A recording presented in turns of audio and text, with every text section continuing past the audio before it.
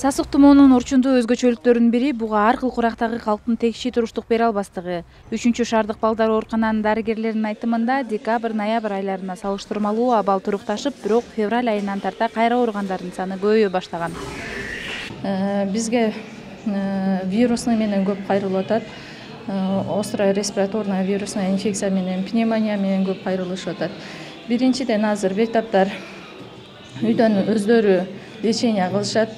Качан өткүзүп жүргенде анан кийин алып келишип атат. Күчөп кеткен түрү бул пневмония болот. Мунун симптомдору, булардын симптомдору высокая температура балада, жөтөл, энтигишип, аппеттери жок, одышка менен келишип атат азыр. Ооруканада учурда корсулдап жөтөлгөн жаш балдарды топтошуп кезек күтүп турган ата-энелерди көрүүгө болот.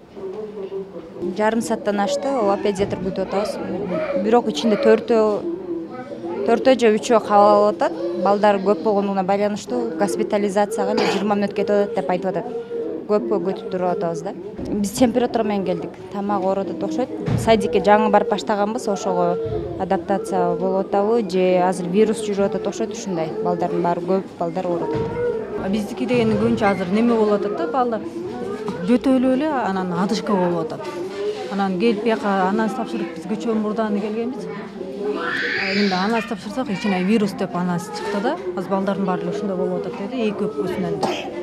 Бизге ага жете элек, начинающий деп анан дарыланып атабыз. Буга чейин эпидемия учурунда ооругандардын саны 1000ге чейин жеткен. Жаңы жыл башталгандан тарта ооругандардын саны азайды. Себеби мектеп, бала бакчалар карантинге жабылышы болгон. Акыркы 1 аптада ооруган балдардын саны өсүүдө.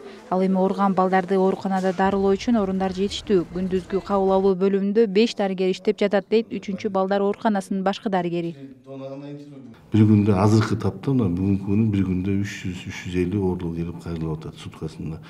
Только немеге бронхолог иштеген. Бизде выходной, бизде жумуш обед деген болбойт. Биз круглосуточно иштегенге байланыштуу ушуну Чүй областынын баягынан Карабалтыдан тягынан Токмоктон өз алдынча келе беришет. Эми очередь болот, очередсиз болбойт азыр. Элдин көптүгүнө байланыштуу очередтер болуп калып атат.